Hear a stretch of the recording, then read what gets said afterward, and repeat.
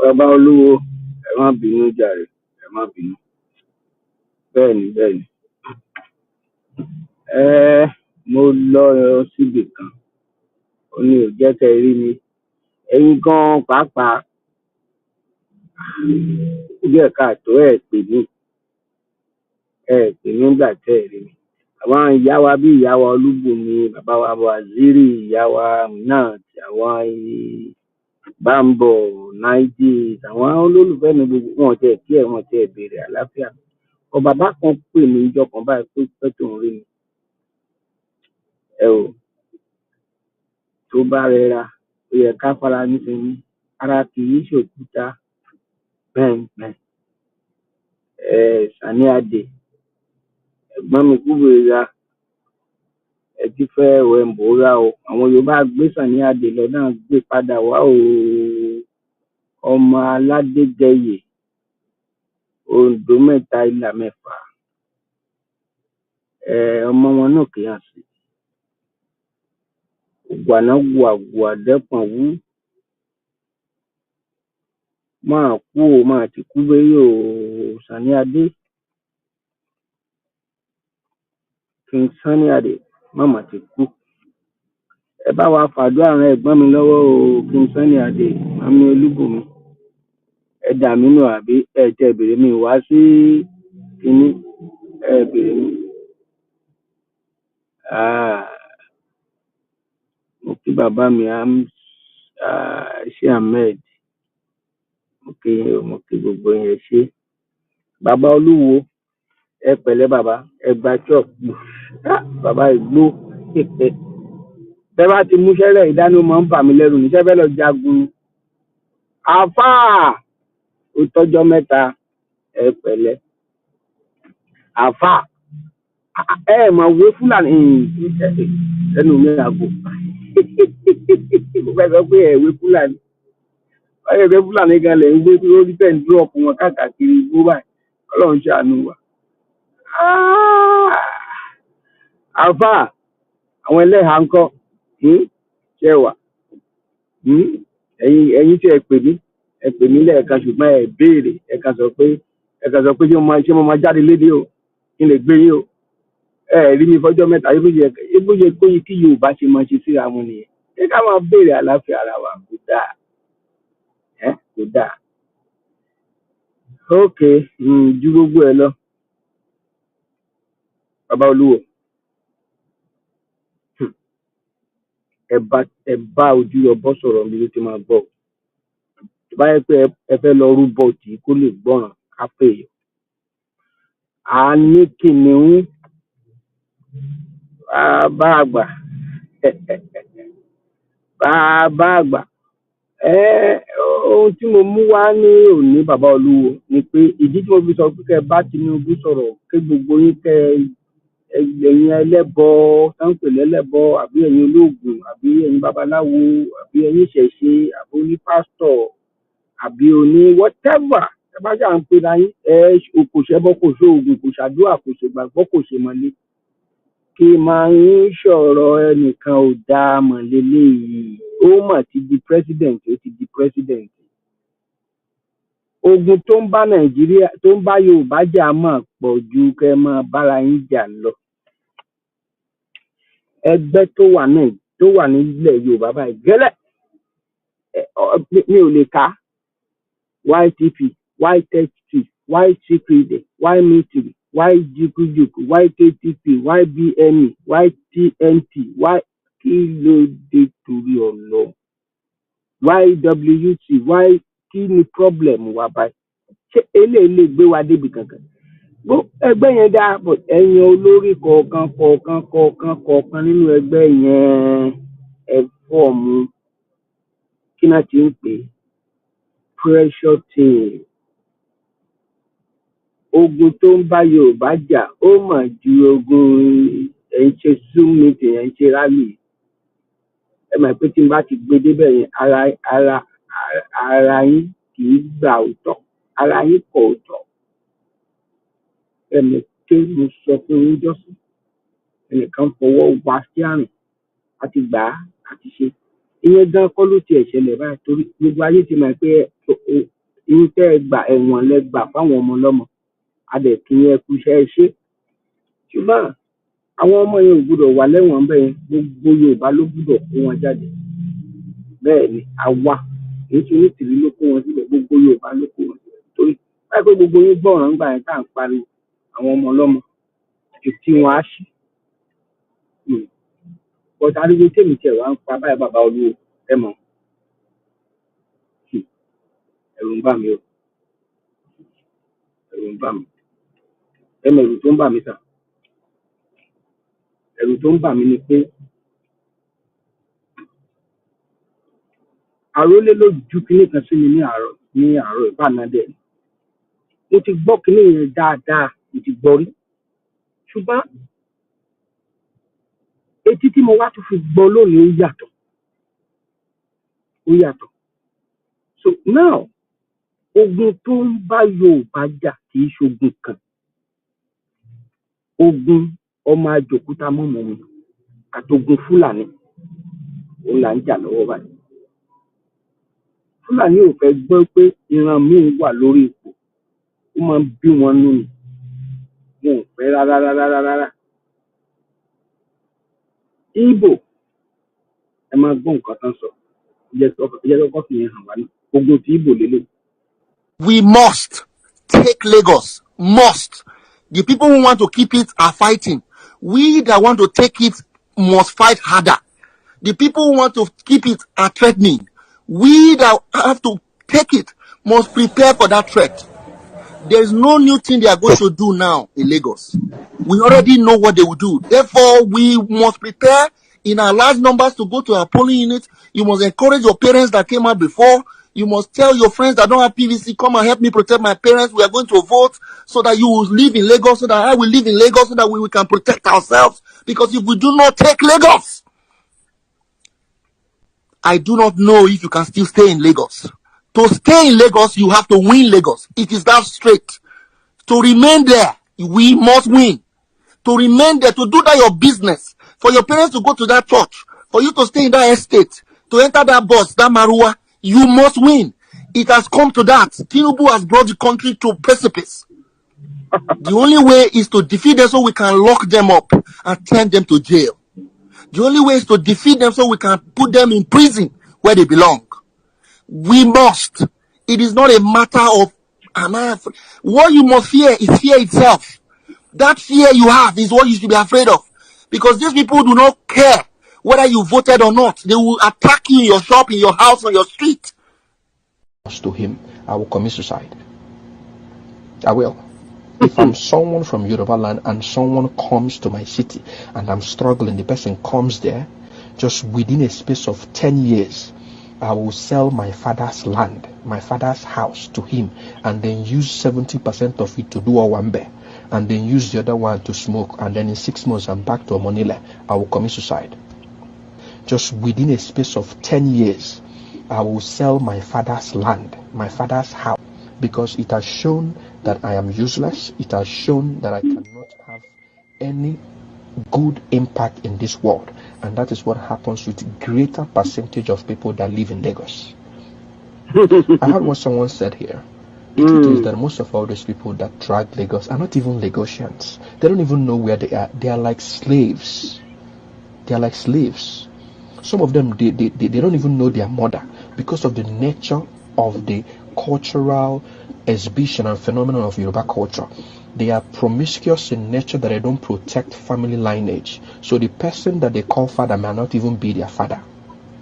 So they've been living in Lagos, and when you ask them where are you from, they will tell you Osun State. Where in Osun? An average person you see will tell you he's from Ijebu. When was the last time you went to Ijebu? They can't remember. That is not the case of an Igbo person. So they find it very hard to understand how these people build two lives. An average Igbo person builds two lives. One is in the east and one is wherever he's based. Because there's a saying in Igbo language that says, Ebonye bikona wachi. Anywhere you see an Igbo man, he will be well established. At the same time, when you follow him to his village, you will know he's an Odogu. The name Odogu is not just a fanciful name. It's a name that stands for a man that really understands the nature of Igbo-ness in him. Knowing that whenever we are done doing all these things we are doing in the city, follow me, go back home. You will know where I'm coming from. So it's beyond their imagination that since the war ended in 1970, they were thinking that they will have an advantage over these people that were given 20 pounds, but feet growing exponentially. So their parents had this grudge, this beef against Igbos, and they fought not just themselves. They hired Britain, Russia, Egypt, and other countries, and yet they couldn't really decimate these people completely. So they are upset that their fathers failed in establishing themselves. Now they are in their youthful age and they have seen exactly the same pattern of life that their fathers failed is manifested in their own life. So sometimes when you look at it, it's not really something I take too personally. I see it as a bunch of failures. So that's why you will see someone that is living in gutter, living in areas in Lagos. Lagos is a cesspit. Lagos smells like an abattoir. Anybody that's worked in Lagos and have lived in Lagos will tell you. The reason why people come there is because of opportunities. So do not even see it as people really like coming to a place where they wake up 4 o'clock. Bàbá Oluwo, ẹ̀yin náà mi orí yín. Ẹ̀yin náà mi rí. Alfa, how market now? Mo lọ́rẹ̀ẹ́ Ìgbò padà bí ọmọ ìyá. Ajẹ́yàn dáadáa. Mi ò lè continue fídíò yẹn. Ogun Fulani nìyẹn. Tán bá dẹ̀ ti gba economic power ní ọwọ́ ẹ̀. Ìran tán bá ti gba economic power lọ́wọ́ ẹ̀. Ìran náà tán, ó tán nìyẹn. Ṣùgbọ́n báyìí, ẹ̀yin ẹ wo nǹkan tí gbogbo ẹ wo Àpábíò, ẹ wo nǹkan tó lọ ń sọ ní Róòmù. Ó ní poverty is not a crime.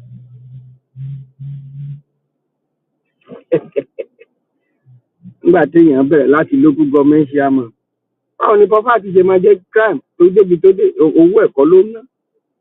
Delegate Kòkúmọ̀sùn náà ń ṣe kiri. What do you expect? Ẹ ṣe delegate Kòkúmọ̀sùn. Òun ní Nàìjíríà ṣe kiri. Ó wá sọ pé poverty is not a crime. Tó bá mọ̀ pé kì í ṣe crime, then dánwò tó bá gbogbo luxury life tó ń lè kọ́ gbà lọ́wọ́ ẹ̀, kó sáré fi poverty yẹn, kó sáré fi kó pẹ̀rẹ̀kẹ́ mọ́ for maybe for 1 week, kó wá rí bó ṣe rí. So ogun kejì èyí tí ó ń bá wa jà ó ní agbára. Ogun àti ìrí nǹkan kan. Who are the people doing the kidnapping? Who are the people? They refer to them as bandits. Who are the people carrying out the banditry? Are they in our forest around here? The entire Yoruba land is occupied by them. As we are talking now? As I'm talking to you. General Togun? Yes. Are we under threat in the southwest? We are still there. The governor the other said that bandits were about 2 kilometers away from where he had his body.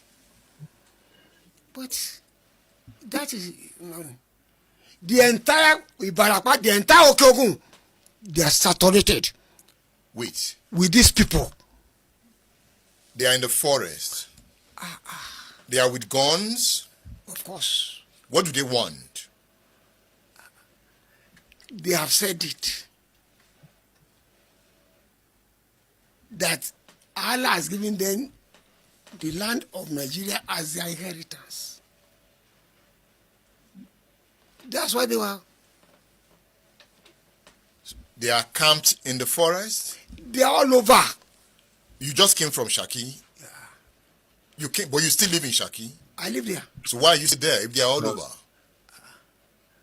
They can't come and attack me. They are not coming out of the forest? They are coming out and kidnapping people and taking ransom. The truth is that there's an invasion. But we can stop them. It is only government that can do it. Tinubu should tell the military not to move in. They are already moving. In the southwest? No, not in the southwest. Because they are bombing them in the northwest. Yes. And the governor said they are now running to the southwest. They are not running to that. They are already in the southwest. That's what I'm saying. They are already here. Did you see them in the forest? Come. When they kidnap, we are using hunters. They go in. They find that it's Fulani housemen. The hunters will see them. Yes. And we cannot attack them. The only thing was Right that now. we told those hunters they should be careful. If they kill, who's going to back them up? Who are the people doing the kidnapping? Who are the people? They now refer to them as bandits. Who are the people carrying out the banditry? Are they in our forest around here? The entire Yoruba land is occupied by them. As we are talking now? As I'm talking to you. General Togun? Yes. Are we under threat in the southwest? We are still there. The governor the other said that bandits were about 2 kilometers away from where he had his body. We ran into a vehicle had already been used to block the road. And my driver said, God bless my driver, and didn't mention his name. Chinedu. He went through all the ordeal with me. Young man, I adopt you as my son. God bless you. He's in Benin now. He said, Oga, people like saying that armed robbers. So. Then I said, then turn the car, reverse. As he put it on reverse, a gun was on my head. Automatic weapon, and they said, don't move. If you move an inch, we blast you. I told Chinedu, don't move. They dragged me out of the car. Dragged Chinedu out of the car. Shot the tire of the vehicle. Put Chinedu in the boot of the car. And put me inside the car. Then met another driver inside. They said if we dare look up, they will kill us. We close our eyes. And we were pressed to the ground inside the car. As we were pressed down, I heard them say, oh, police, police, police, police. Then one of them said, no retreat, no surrender, let's meet them. Because I couldn't look up, apparently, they moved out of the car. And I could hear guns booming. It was a staccato of bullets raining. Here comes Armageddon. It was a war situation. And they were firing. And as they were firing, the car was moving. They were telling them advance a little. Then I heard them shout again, another vehicle, shoot. Then they started another round of. And then I heard them say, oh, we killed some of them. We killed some of them. Then tomorrow now, they will come out and lie and say some of us were killed or injured, even though none of us have been injured. I heard them saying that. Ladies and gentlemen, the good news that we have been delivered safe and unhurt and unharmed and in one piece. The bad news that I was not profiled, we were never profiled or targeted, meaning that they merely operated randomly. It is bad news because it could have been any person, any other person. Bad news because it was when we were in the car with eyes closed that they started preliminary questions. What is your name? I said, Chief Michael Zepome, SAM. They set my pocket, took out the complimentary cards and other possession. I heard the card, I said, what is your full name? I said, my full name is Chief Michael Zepome, SAM. Constitutional lawyer, human rights activist, Akpakpa Bigibiadola. They said yes. They said yes, you are a man of truth. That's what is written on your card. I didn't even know they were holding my card. They said, so you are a lawyer? I said, yes, sir. How long have you practiced? I said, 32 years. I said, well, even if you tell us lies, by tomorrow we know who you are. Do you know what? We always know who you are when we capture, when we kidnap people through the press. So even if you lie, we are going to know who you are tomorrow. That is how we were driven for about 4.5 hours. Through rough roads, through highways, you could feel it on the body that you are on a highway. You could feel it on the body that you are on a rocky path. You could feel it on the body that you are in a swamp. You could feel it on the body that you are inside the forest, that you are on a footpath that is not tarred. About 4.5 hours. Before they dumped us in a small, uncompleted building, far away from civilization. Far away. And it was 24 hours guard, security guard. Fellow Nigerians, we are not talking of toy carrying kidnappers. They told me that they have cell units across Nigeria. They reminded me, didn't you see that Kubola's father was captured in Jos and taken to Kano? Didn't you hear of the white people, white men who were killed in Brunikebi and Bauchi and Kano? Didn't you hear of the deputy governor of Anambra State that was executed? They started mentioning them. That they are everywhere.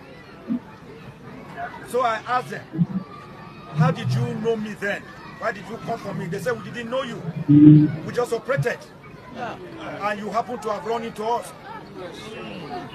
And that when they started reading of me, they said, we believe that God allowed us to catch you for a purpose. To draw attention to the world, to draw national and international attention to this issue of kidnapping. They were even advising me that I should not blame God, I should glorify God.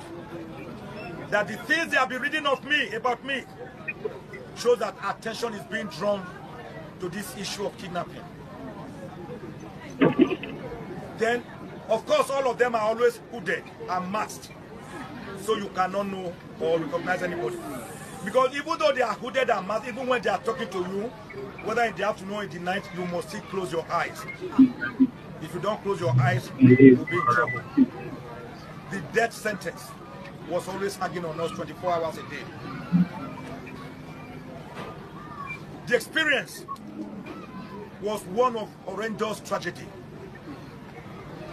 It was horrific, to put it mildly. We were psychologically tortured. We were mentally, excruciatingly tortured. We suffered from psychical trauma. It was spiritually unnerving. It was physically debilitating. It was the nearest thing to death on earth. Fellow countrymen, if hell is worse than that, let us all pray that we will never go to hell.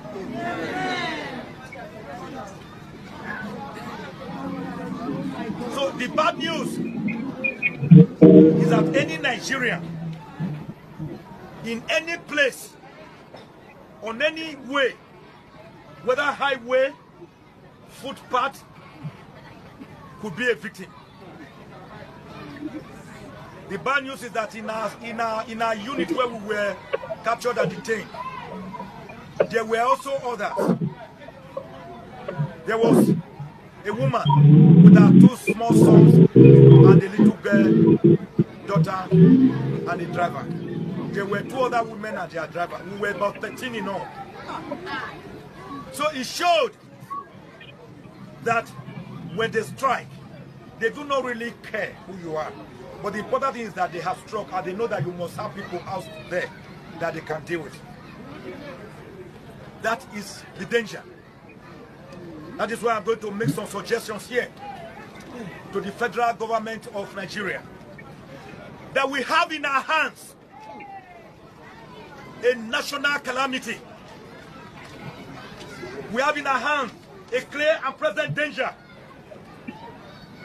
We have in our hand a situation of monumental and gargantuan proportion. A situation that calls for urgent national rethinking. A situation that calls for presidential intervention. When someone talks, poverty no be crime. It dey for Rome.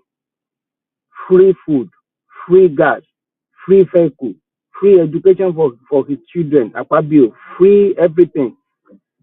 Delegation fún òkú kòkú mọ̀ sùn pope fún ara ẹ̀ $100 30-something thousand kìíní tó lóṣooṣù ó fi ń ṣe humanitarian ní ó kó lẹ̀ ní none of you tó ṣe yẹn pé fc fún tuntun lẹ̀ ń gbà gbogbo ẹ̀ lẹ̀ ń gbà ṣẹ́ẹ́rì wípé nàìjíríà yìí kò lè dáa bàbá olúwo ẹ tètè bá ẹ̀gbọ́n sọ̀rọ̀ kan devolve power nàìjíríà ẹ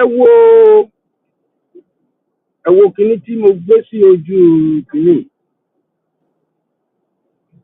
ká mú ọba wá sórí ìtẹ́kọ́ bá ṣẹ̀ṣẹ̀ jẹ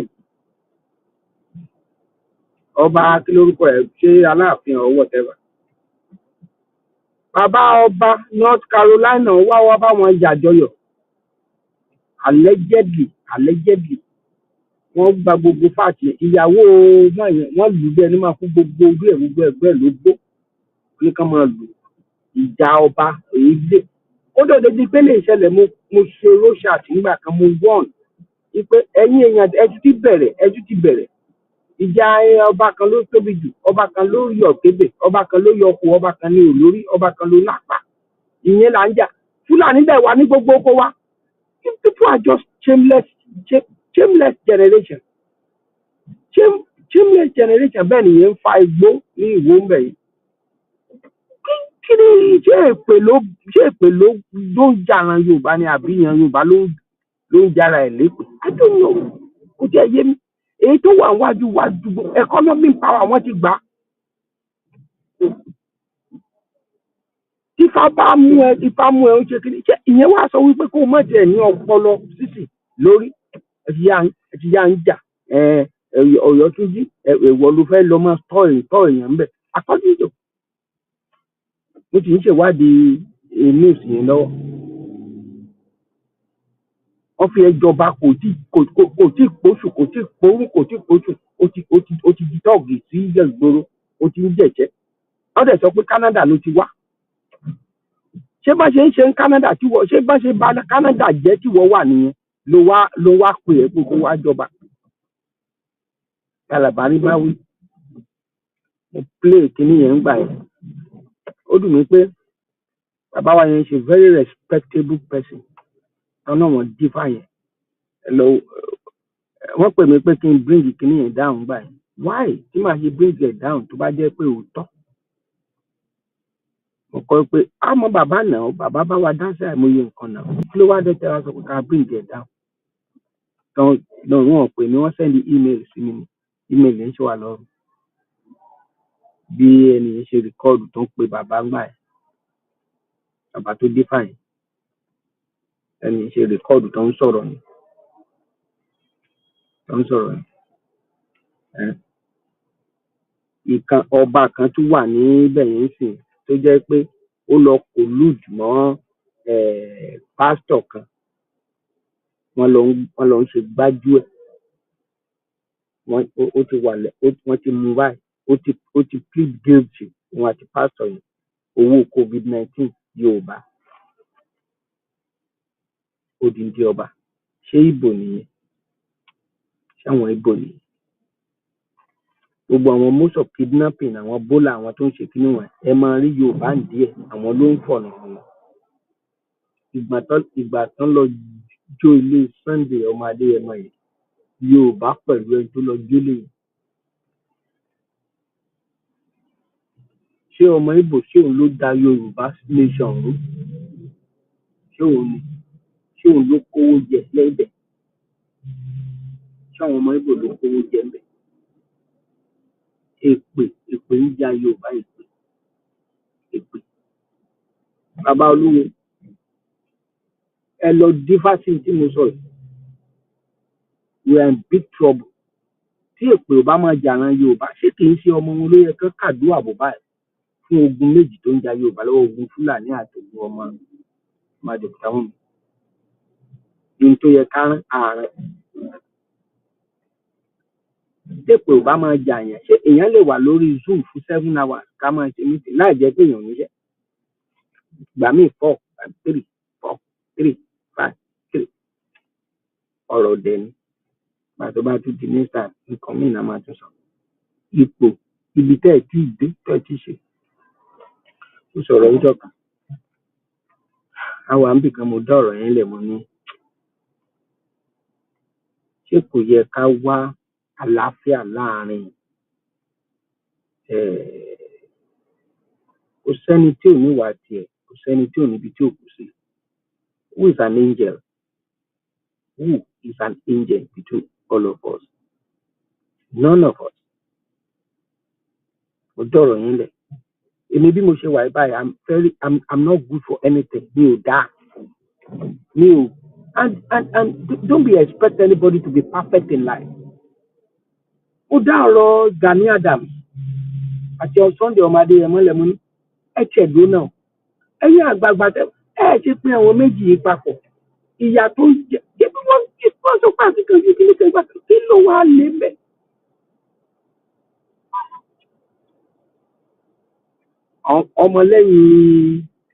ọmọlẹ́yìn Ìgbòho a máa bú Gani Adams ọmọlẹ́yìn Gani Adams a máa ṣépè fún Ìgbòho àwọn méjèèjì wọn ò bára wọn jà wọn ò sọ̀rọ̀ sí àwọn wèrè ajá àwọn lóńdọ́ọ̀gì tó ń kóra wọn sórí kìíní wọ́n máa dójú ti ìran Yorùbá pẹ̀lú nǹkan tó ṣẹlẹ̀ yìí nìsín ní tí bàbá ọba èèyàn wá láti North Carolina mọ́ èyí ti fẹ́ wá rìtáyà sílé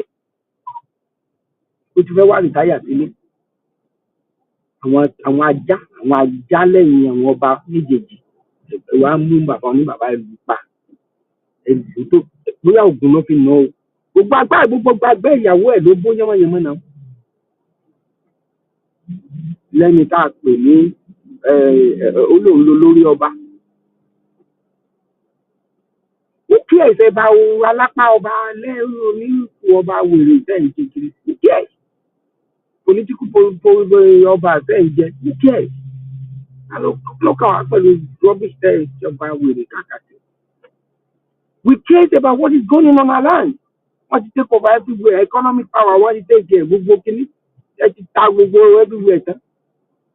Ètò mugbó ètò ń gbàdí ètò ń ṣe rubbish gbogbo.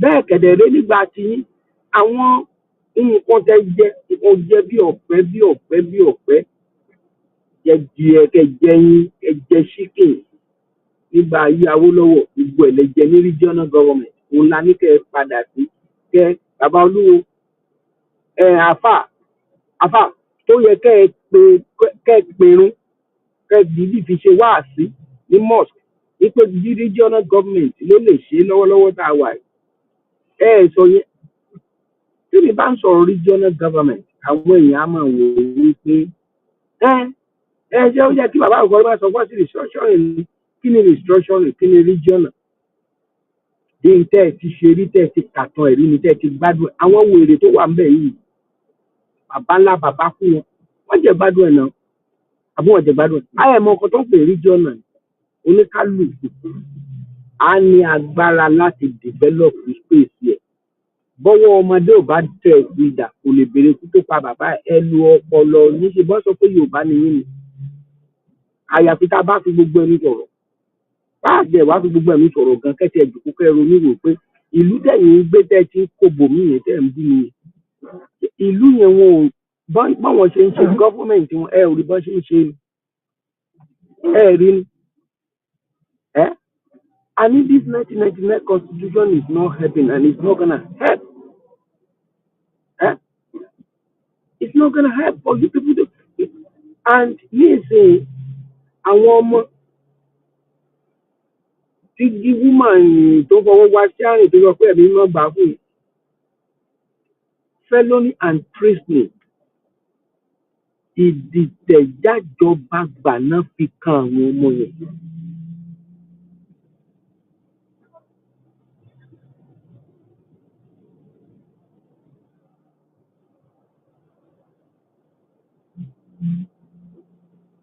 So irú àwọn nǹkan báwọn yẹn lèmi ń sọ. Gbogbo energy ta channels nígbà yẹn mi ò rí ìran tó ṣe kinní lágbàáyé lẹ́ẹ̀kan náà, mi ò rí. Àwa ìran Yorùbá yìí náà àwítàn yẹn wọ́n lọ ń lu ọyàn pa sí lọ́rùn. Nígbà ní imagine lérè-yèrè yánmọ̀yánmọ̀ tí ò ṣe gbọ́ ọba kan tó lọ ń jalè wọ́n jówó COVID-19 ó dídú ọba.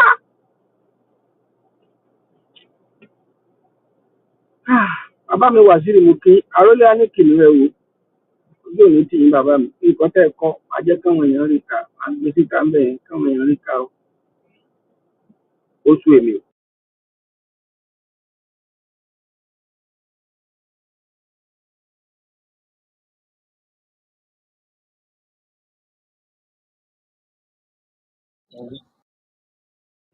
Ìlú ìjà Yorùbá èpè burúkú tí ò dáa ìlú ìjà ìrìn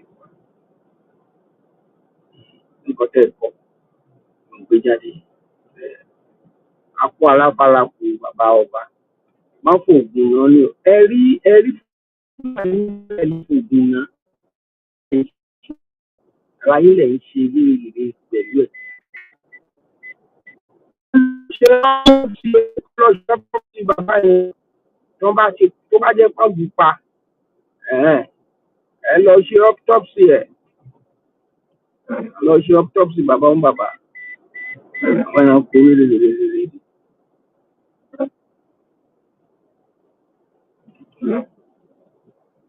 Ẹ lọ ṣe autopsy ẹ̀.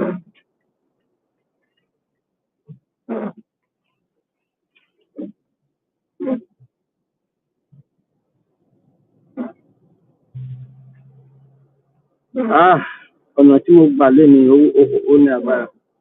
Bàbá mi wà sí ìjìnà tó mà tọjọ́ mẹ́ta ó lè ṣe. Ọ̀rọ̀ ìlú yìí báwo la fẹ́ ṣe? Ǹjẹ́ bàbá mi wà sí rè?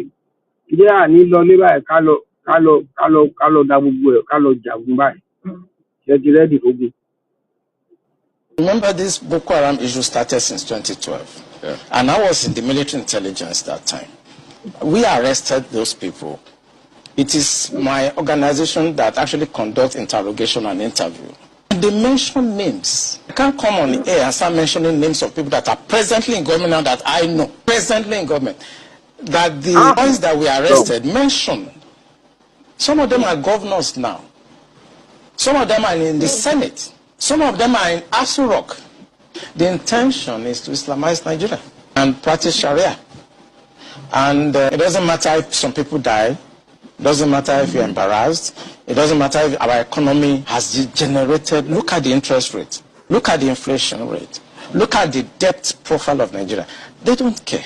As long as at the end, Quran is at the sea. So some people in this country have this mindset. Remember, this Boko Haram issue started since 2012. Yeah. And I was in the military intelligence that time. We are...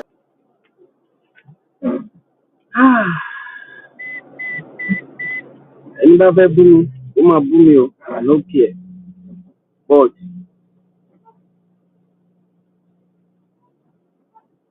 bàbá mi wà sí kò yé mi. Ẹni oògùn in out.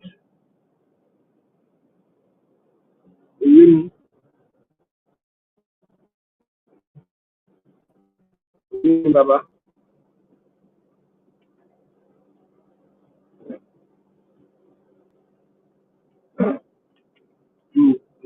Drive kí kéré ìwé ẹ̀ ẹ mọ̀ nǹkan kan fẹ́ bàbá yẹn ní làákàyè púpọ̀ àzírí jìnnà wọ́n ní làákàyè púpọ̀. Tá a bá gba economic power wa mi ò mọgbọ́n tá a lè lò kò sọ́gbọ́n ẹ̀. Àwọn èèyàn kan wá halẹ̀ mọ́ yín lórí ilẹ̀ yìí ẹ̀ ń jẹ màálù wọn ẹ̀ ń jẹ òkè kàtà ń kọ̀ wá wọn làwọn ń develop country àjàlá títà aṣọ tó jẹ́ pé a ti kó dànù ní. àìmọye àwọn àjàlá títà kan tó ṣì wà ní gáràjì mi báyìí tí èyí mọ bí ẹ fẹ́ ṣe òun lẹ̀ ń kó tẹ̀ ń sọ pé you develop kílé kan develop agbègbè develop ìgbàkàwò ẹ̀yin Yorùbá dẹ̀ wà ń bẹ̀ yẹn ẹ wá ń jà ẹ wá ń para yín odindi èèyàn wá láti kíní ní Ọ̀yọ́ Túnjí náà máa ń pè bẹ́ẹ̀ tó ń sọ bẹ̀ ní odi wọn lù pa mo jẹ́ ti sọ pé nǹkan kan wrong pẹ̀lú ọba tó wà ń bẹ̀ recently that thing is very tiny can you imagine ẹgbẹ́ ẹ̀ ló gun pa ẹni tó fún wọn jọba ń gbé ẹni wọ́n tún lù pa.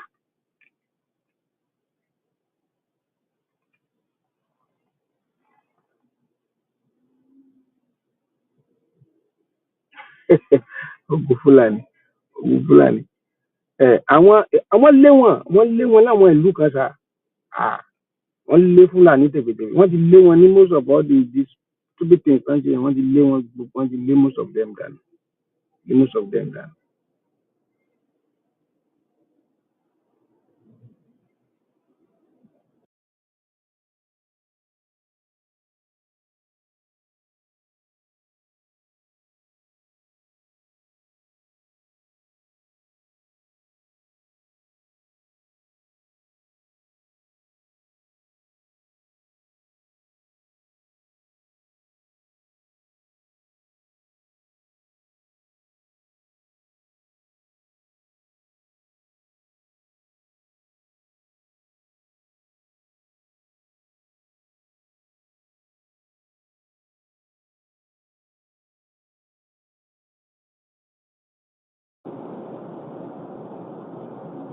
Ẹ máa fẹ́ jagun bàbá àròlé ó yá o ká lọ jagun àwọn kan náà wọ́n fẹ́ jagun èyí náà akíkanjú ni wàá ní kìnìún gan ògbúdọ̀ bẹ̀rù ẹ máa lọ wájú báyìí ẹ tó bá ti ní kẹ́ ẹ lọ jagun ẹni tó kọ́kọ́ máa bọ̀ kókó London kókó US ẹni tó kọ́kọ́ lọ náà tó bá dẹ̀ ní kẹ́ ẹ lọ ṣe rally ẹni kó máa bọ̀ tó bá ti dé pé àẹ́gbàá gbọ́ pé wọn ò ní tì í mọ́lé bí wọ́n ṣe ti àwọn tó wà ní Agodi it's just a common sense gbogbo yín kẹ rally round Tinubu kẹ sọ fún pé no enough is enough nǹkan báyìí ni kò ṣe ẹ wo àwọn Fúlàní Haúsá àwọn kí ni wọn bá ṣe rally round ara wọn ẹ sọ pé láyé àwọn ò nígbà tí tax bill orí night of the day why tí Yorùbá ò ṣe ṣe yẹn why táwọn ọba wa ò ṣe ṣe yẹn àfi ẹjọba gẹ́lẹ́ kò tí nìkan kò tí ní tọ́ọ̀gì jọ tí ń gbìyànjú pa nonsense ẹ wo inú kan bí èmi ni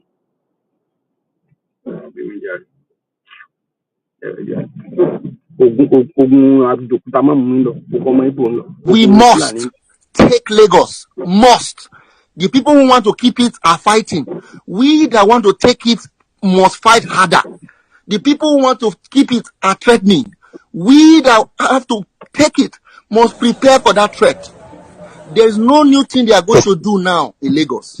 We already know what they will do. Therefore, we must prepare in our large numbers to go to our polling unit. You must encourage your parents that came out before. You must tell your friends that don't have PVC, come and help me protect my parents. We are going to vote so that you will live in Lagos, so that I will live in Lagos, so that we can protect ourselves. Because if we do not take Lagos,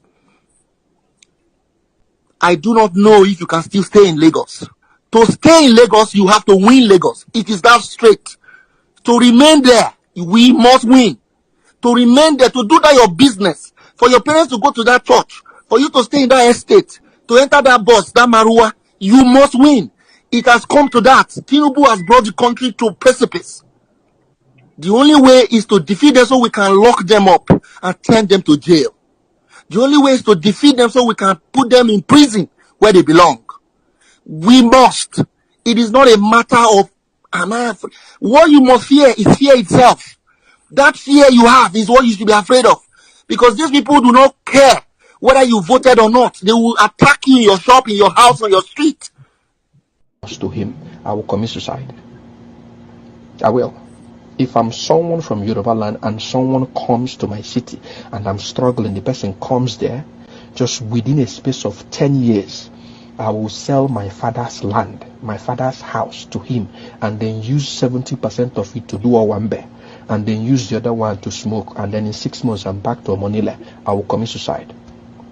just within ṣe gbọ́ nǹkan tí ọmọkùnrin sọ ẹ rí pé èpè ń já Yorùbá gidi ó tọ́ ló sọ ó tọ́ lọmọ Ìgbò sọ tó bá jó òun ó lóun máa gbóògùn jẹ ni ó lóun máa gbóògùn jẹ ni it's a shame on you as a Yorùbá sons and daughters tó jẹ́ pé ilé ẹ̀ báyìí lọ́wọ́lọ́wọ́ orúkọ ọmọ Ìgbò ilé bàbá ẹ̀ orúkọ ọmọ Ìgbò ló wà ńbẹ̀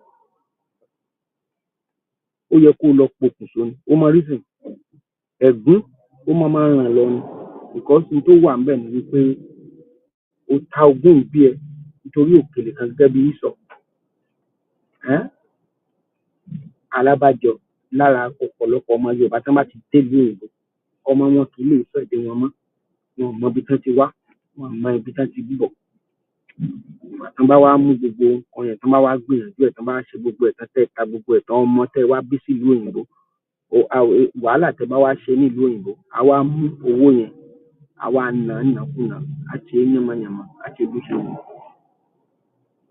á lọ sí 5-star hotel gbogbo nǹkan tó ń ṣe á wá ta gbogbo ẹ̀ bẹ́ẹ̀ kẹ̀dẹ̀ rèé ibi tá ti tọ́ ẹ dàgbà ilé tó tà fọmọ Ìgbò yẹn ibẹ̀ náà ti tọ́ ẹ dàgbà tí ò bá jẹ́ ògo ilé yẹn o lè débi tó dé lónìí o wá mú láìnèjì yẹn o wá parẹ́ o jẹ́ káwọn ọmọ ẹ̀ gan mọ ibi tó ti wá o mọ àwọn ọmọ ẹ̀ wọn mọ ilé bàbá ẹ̀ bó ṣe wà wọn mọ ilé ìyá ẹ̀ òyìnbó lòún sọ sí wọn àánú ẹ̀ ò dẹ̀ ṣe mí nígbà tápá ẹ̀ tó bá rẹ apá tó bá rẹ ẹsẹ̀ wàá wá rí bó ṣe rí torí pé àwọn ọmọ yóò kí àwọn ọmọ ayé ìsìn wọn wá lọ jù ẹ́ sí ilé àgbàwòsàn ibẹ̀ náà máa padà jù ẹ́ sí ọmọ ìran àtàwà ìbọn ṣe ń ṣe nìyẹn kì í ṣèpè wọn ò kí ẹ gbogbo ohun tó kó jọ wọn ò kí ẹ gbogbo yánmayànmá tá à ń ṣe mọ kò sí tó kàn wọn tó àánú ẹ ò ṣe mí nítorí pé ilé bàbá àti ìyá tèmi tí ó tó bàjẹ́ yẹn tó mú bàbá ọba tó lù ú pa tó sọ tó rò pé